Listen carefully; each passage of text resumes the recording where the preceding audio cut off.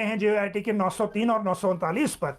मैंने आपको 3 रोज पहले बताया था कि विधानसभा में फाइल मंगवाई गई थी एक कॉमन फॉर्मेट को लेकर, जो जेओए 817 जो 1841 के आसपास प्रत्याशी अभ्यर्थी हैं जिनको नियुक्ति दी जानी है, उनको लेकर एक कॉमन फॉर्मेट सभी विभागों के लिए बन रहा है। उस कॉमन फॉर्मेट को सेक्रेटरी पर्सनल ने आज नोटिफाई कर दिया है और इस नोटिफिकेशन में यह कहा गया है कि यूनिफॉर्म पैटर्न बनाया जा रहा है। सभी जो एचओडीज हैं या हेड ऑफ जो सेक्रेटरीज हैं वो इस पैटर्न के अनुसार ही नियुक्ति दें।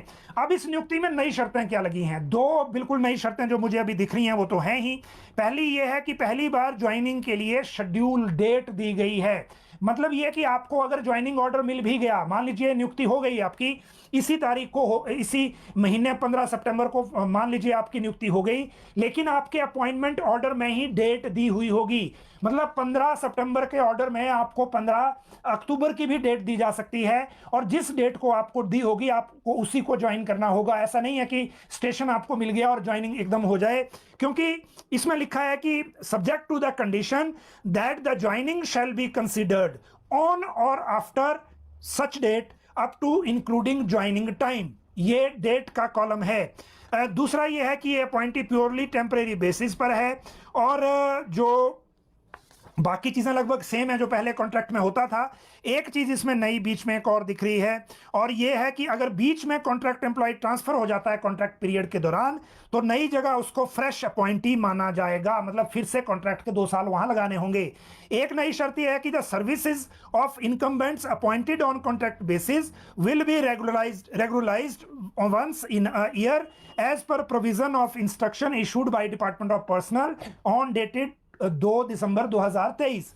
मतलब जो अभी कॉन्ट्रैक्ट वाले लोग डिमांड कर रहे हैं कि उनको अभी रेगुलर करने का ऑप्शन दे दिया जाए, उनको भी इसमें संकेत है कि 1 साल में एक बार ही रेगुलराइजेशन होगी। तो ये 3 शर्तें नई हैं जेओआईटी 817 के अपॉइंटमेंट में। अब सबको एक साथ मिलेगी या फिर ब्रेक में मिलेगी, वो तो जब अपॉइंटमेंट ऑर्डर आएगा तभी इसमें पता चलेगा कि किस फॉर्मेट को सरकार इसमें अपनाती है। अब बात करते हैं जेओआईटी 903 और 939 की कि उनका रिजल्ट कब आएगा। अब 2 तरह की अपडेट हमारे सामने है।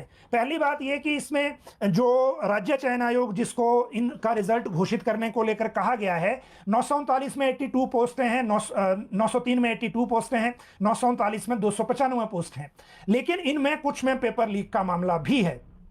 वो टोटल पोस्ट कितनी बनती हैं और उनको होल्ड करना है या रिजल्ट घोषित करना है, इसको लेकर राज्य चयन आयोग ने एक चिट्ठी कार्मिक विभाग को लिख के वापस भेजी थी और कार्मिक विभाग को कहा था कि आप विजिलेंस से इस मैटर को टेकअप करें, विजिलेंस से रिप्लाई लेकर हमें कन्वे करें ताकि हम रिजल्ट को घोषित कर सकें। राज्य चयन आयोग कह रहा है कि 903 का रिजल्ट लगभग बन गया है, जबकि 939 में अभी थोड़ा सा काम करने को बाकी है, हफ्ते 10 दिन का। 939 में डिपार्टमेंट्स एलोकेशन भी अभी नहीं हुई है कि ये 295 पद कैसे कैसे डिपार्टमेंट्स में बांटे जाएंगे, जबकि 903 में एलोकेशन कंप्लीट है, बाकी सारी चीजें कंप्लीट है। इस सब के बावजूद अभी भी पर्सनल डिपार्टमेंट से राज्य चयन आयोग को चिट्ठी नहीं गई है और जो यहां मामला पर्सनल और विजिलेंस के बीच में घुमा हुआ है। अब इसमें ट्विस्ट क्या है वो समझने की जरूरत है। जो अभ्यर्थी हैं वो विजिलेंस में भी जा रहे हैं, पर्सनल में भी जा रहे हैं। विजिलेंस वाले कह रहे हैं हमने फाइल भेज दी, कार्मिक वाले कह रहे हैं हमें फाइल मिली नहीं, और दोनों उसी तरह से आपस में घूम रहे हैं। लेकिन इसमें दिक्कत यह है कि जो 903 और 939 है ये भी विजिलेंस के पास है और जो बाकी 5 पोस्ट कोड हैं जिनमें 4 में एफआईआर है और 5 में इन्वेस्टिगेशन है, जो कैबिनेट सब कमेटी के पास है, वो भी विजिलेंस के पास है। तो विजिलेंस रिप्लाई अगर एक में देगी, मान लीजिए 903 में देती है, तो वही रिप्लाई फिर 980 या फिर सेक्रेटरी क्लर्क में भी इंप्लाई हो जाएगा। और इसीलिए जो कैबिनेट सब कमेटी है वो भी विजिलेंस के ही रिप्लाई का इंतजार कर रही है। तो ऐसे में अगर रिप्लाई किसी भी एक चीज में आया तो वो फिर सब पे इंप्लाई होगा। लेकिन डिफरेंस क्या है? डिफरेंस यह है कि 903, 939 और 817 ये तीनों जो हैं कैबिनेट सब कमेटी के पास नहीं थे, क्योंकि जब ये कैबिनेट सब कमेटी को भेजे गए तो ये उस वक्त विजिलेंस के प्रीव्यू में उस वक्त नहीं थे, बाकी जो थे ऑलरेडी विजिलेंस इसके प्रीव्यू में थे। तो उसके कारण मतलब इसमें डिफरेंस ही सिर्फ इतना है कि जो वहां कैबिनेट सब कमेटी के पास नहीं दिए गए थे, उन्हीं में कैबिनेट सब कमेटी ने जो है वो रिजल्ट घोषित करने को लेकर सिफारिश की है। बाकियों के लिए विजिलेंस के जवाब का इंतजार है कैबिनेट सब कमेटी को भी और अब राज्य चयन आयोग में इन 2 पोस्ट कोड को लेकर भी। तो ये डिफरेंस दोनों में यही है। अब अगली बात करते हैं और अगली जो बात है वो है बात पुलिस भर्ती पर ब्रेकिंग को लेकर। देखिए, पुलिस भर्ती को लेकर एक तो बात आपको मैंने बताई कि आज मुख्यमंत्री ने इस भर्ती को जल्दी करने को लेकर विधानसभा के अंदर कहा, जिनको ट्रेनिंग स्पेशली दी जाएगी इस तरह की शराब की तस्करी को रोकने के लिए। लेकिन पुलिस मुख्यालय ने भी राज्य सरकार से क्लैरिटी होने के बाद जो लोक सेवा आयोग को यह मामला भेज दिया है।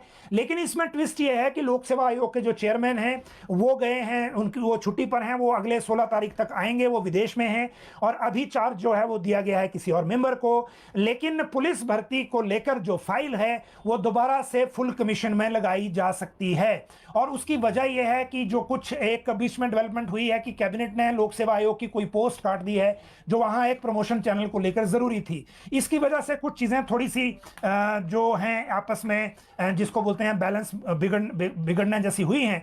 तो इसमें क्या होता है उसको लेकर थोड़ा इंतजार करना पड़ेगा। लेकिन हम उम्मीद कर रहे हैं कि पुलिस भर्ती की प्रक्रिया अब जितना ऑलरेडी बहुत डिले हो चुका है तो ये जल्दी शुरू हो जाएगी, ताकि युवाओं को जो इंतजार कर रहे हैं इस भर्ती का, उनको फिर से जो एक बार तो एक्सटेंशन एज में भी मिल गई, दोबारा एक्सटेंशन की नौबत ना आए।